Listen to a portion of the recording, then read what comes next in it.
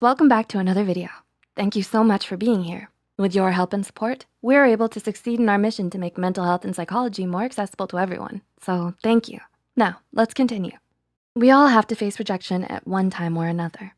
It's an inevitable fact of life, dealing with rejections, failures, and disappointment. Maybe you were shot down by your crush or were passed over for the lead in the school play. How you deal with rejection reflects back on your character.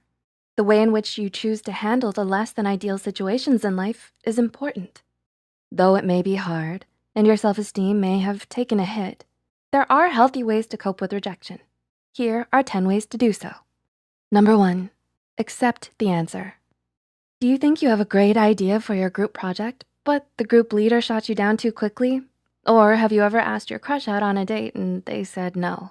When this happens, your first instinct may be to try and convince the person to say yes instead. But it's best to respect and accept the answer that they've given to you. Don't pressure them to change their mind or give you a second chance, because even if you do manage to convince them, you'll be stuck in an environment where that person won't want you there, and the environment or your relationship with that person can then become toxic. Number 2, distance yourself from the situation. Have you ever experienced a truly difficult type of rejection? Did you step away and get to calm yourself down, or did you move ahead and try to deal with things right away? Research suggests that stepping away from a problem to tend to your emotional needs is a healthy coping mechanism. This kind of healthy distance also helps reduce the possibility of intrusive thoughts. If you were rejected over the phone or computer, take a break from your electronics. Move into a different room than the one you got the news in, or take a walk outside. If there are times where you can't physically leave, or if having a public breakdown may lead to a panic attack, try to mentally distance yourself from the rejection by focusing all of your energy onto the present until you can find somewhere private to process your emotions. Number 3, allow yourself to feel. It's important to let yourself feel your emotions, even if you think you might be overreacting. Long-term emotional suppression can lead to emotional repression, and this can cause poor physical and mental health, increased stress, and possibly depression. Everyone has differing levels of emotional resiliency, and their reaction to certain situations depends on the state of their mental health and other life factors. For example, a harsh rejection is more likely to trigger a depressive episode in someone with clinical depression. You might feel feelings of guilt, embarrassment, sadness, and anger in response to being rejected, and that's all okay. Number 4, spend time with friends, family, or in therapy. Have you ever felt hurt or lost when dealing with rejection? Did talking about the situation with someone you trust help you navigate your feelings better? Spending time with friends or family can help boost your self-esteem and help you out of your head, especially if you're experiencing self-hatred or self-doubt after a bad rejection. When you're dealing with this kind of pain, you want to be heard, listened to, and empathized with. So try and set boundaries and communicate your needs to the people you're spending time with.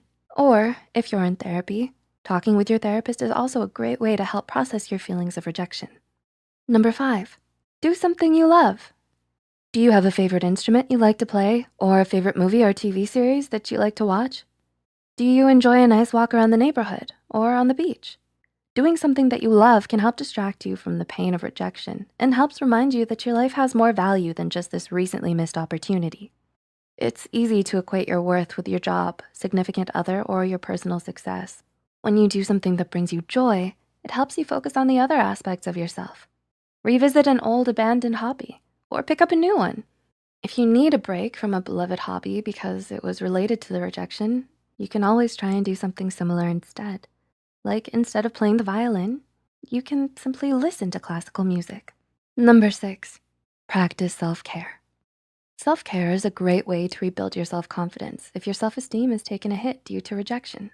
Rejection may have you doubting your competency or your worth.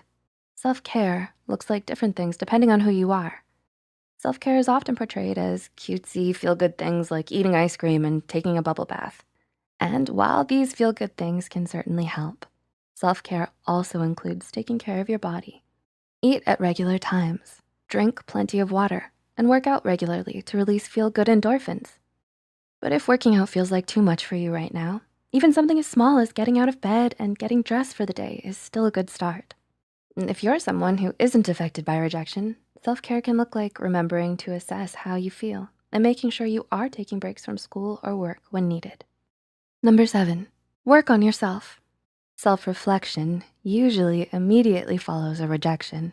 If the person, group, or organization who rejected you gave you constructive criticism, look it over and consider incorporating some of their advice into your next idea, request, or application. If they didn't offer any feedback, try to determine if part of the problem stems from yourself.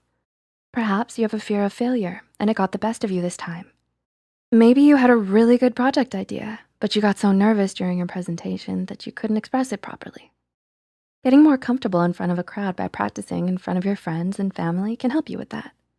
Or maybe you achieved your personal best and still got rejected. In these situations, be mindful and proud of the progress you've made and continue working on improving yourself and your skills. Number 8, learn from the experience. Despite the pain of rejection, there is always something to be learned from them, even if it's just adding them to the list of things you've survived and worked through. Maybe you'll learn that you weren't ready for the opportunity yet, and you need to develop yourself, your skills, and your education further before trying again. Or maybe you find out who in your life is there to support you during hard times.